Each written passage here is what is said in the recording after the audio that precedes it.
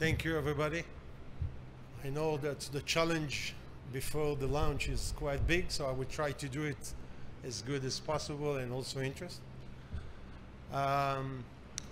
Yes, Sviva is a part of big, let's say, big giants. I don't want to be like the Chinese say it here, but we belong to Mitrelli Group, Swiss. Mitrelli is working on the last 30 years in Africa. We've been involved for hundreds of projects: energy, waters, agricultures, IT, cybers, educations, and more. I'm the head of Sviva. We are dealing with innovations and surrounding all about protecting the environment. Before I start, there was so many good things was been saying here, so much wise.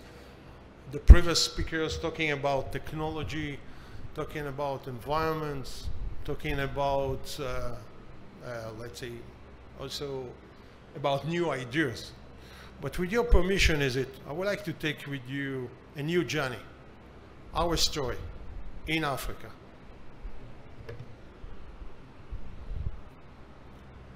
You see the number here is talking about 300,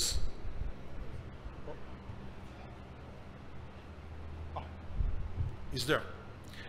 So the numbers just showing here is that we see that the new economy, or let's say blue economy, is already being generate $300 billion per year in Africa, while the rest of the world is about 3 trillion.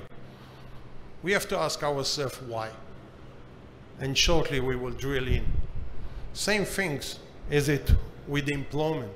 Only 94 million people is involved surrounding this issue of blue economy.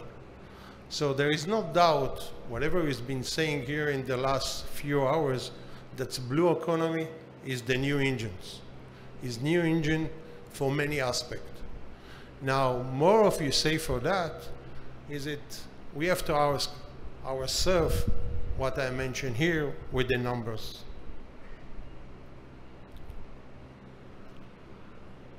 Look here. Africa is losing over $11 billion every year for illegal fishing. It's a number that we can't even observe it. We cannot even understand it. In the last 30 years, just think about the numbers, Africa is sick for finance, as all of you is aware, sick for innovations, sick for startup, and of course, everything must to be involved with RRI. Now, there is another slide that's talking about just small examples, 66 millions just on examples of pollutions. That's what's been done in Africa, is in Nigeria.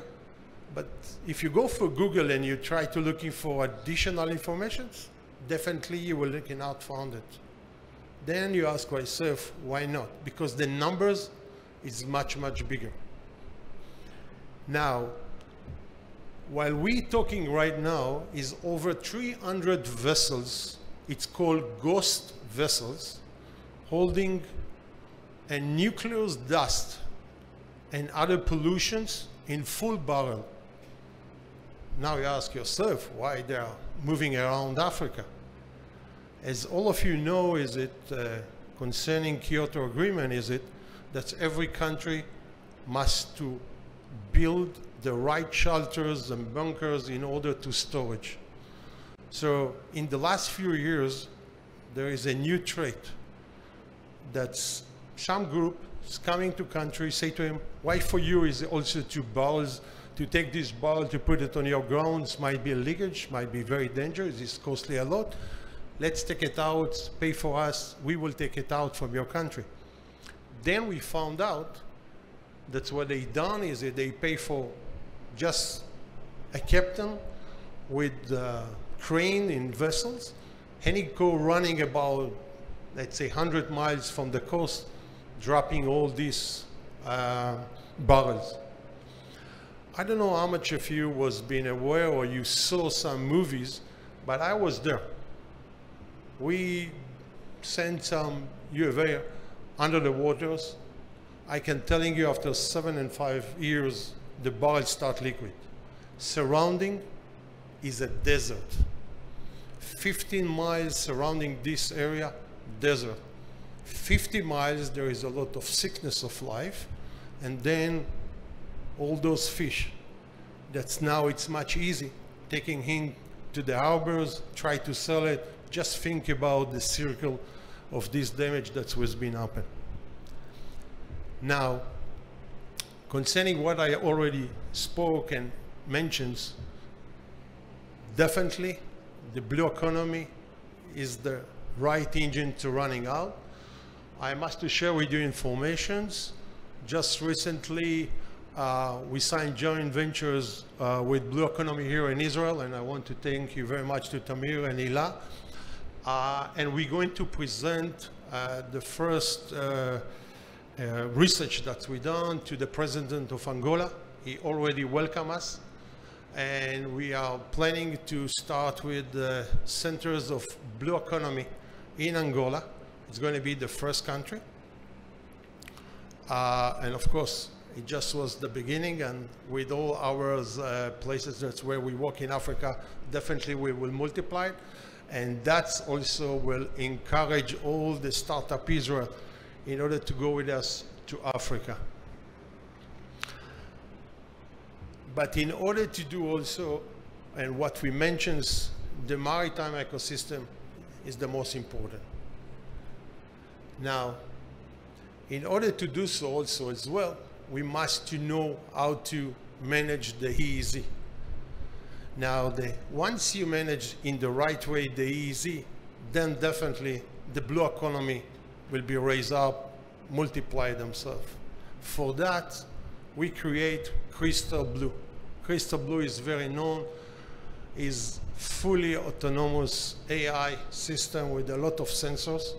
I can telling you is it in the last 10 years that we are already developed in Africa, install it, past performance. There is no one, with all the respect, no one in the world can show past performance as our project. We reduce dramatically in those countries where we operate, dramatically almost to zero all the illegal fishing, pollution as well. We generate $3.5 billion. Now, with this money, definitely, we can establish very strong blue economy in every country where we work. Now, all the youngers, as the doctors just mentioned before, the youngers here, new startups, what you see outside and everything, they have a lot to do. The courage is there. Definitely they can join with us, and it will be our welcome. Thank you very much.